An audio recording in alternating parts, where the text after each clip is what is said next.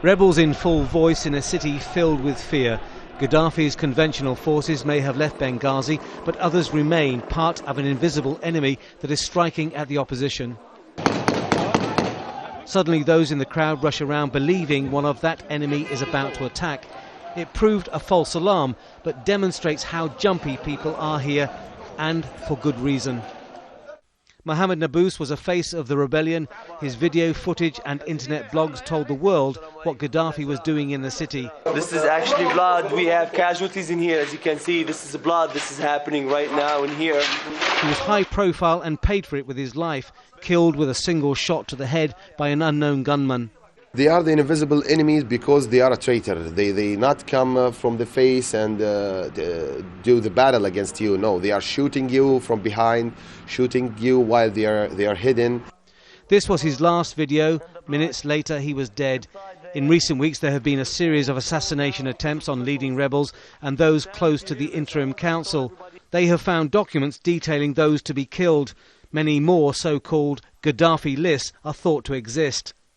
This burned-out building in Benghazi was the headquarters of the Al-Lajyan Al-Thuriya, or the Revolutionary Committee. Every town and city had one, and according to locals, they had a hand in everything bad that happened in Libya. When the uprising happened, most of them fled, but some still remain in hiding, and they are causing widespread fear here. A heavy machine gun mounted on a pickup truck may be protection against street warfare, but in the city there is little to stop a drive-by shooting or a planned nighttime assassination. Gaddafi's agents and spies are in the city. They're spreading fear and some people are scared. But we, the majority, have a strong heart to end this conflict, whatever the cost. Secret caches of arms and supplies have been discovered all over the city, suggesting pro-government agents are organised and widespread. There is a desperate hunt for Gaddafi's hitmen. There could be thousands of them in secret cells waiting to strike.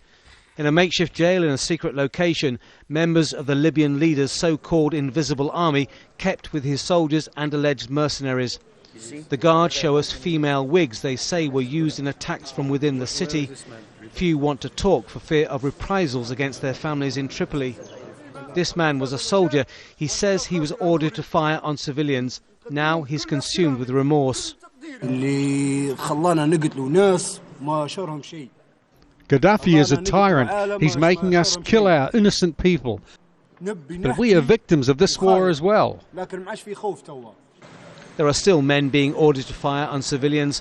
Kes Helali was an artist who fought for the rebellion using satire and caricatures. This was his last and unfinished work. He was shot dead while he stood drawing. His role was like the rebels in the front line. We're expressing the feelings of people in this war, and we produce anything to support this uprising. These are one of the last images of Muammar Gaddafi after he was killed. But this is the one his pregnant wife prefers to remember, a picture of him on his wedding day 7 months ago. The human cost of Libya's rebellion grows by the day. The latest victims laid to rest in one of Benghazi's graveyards. The dead number in their thousands. The war is not finished, and nor have the tears. Tony Birtley, Al Jazeera, Benghazi.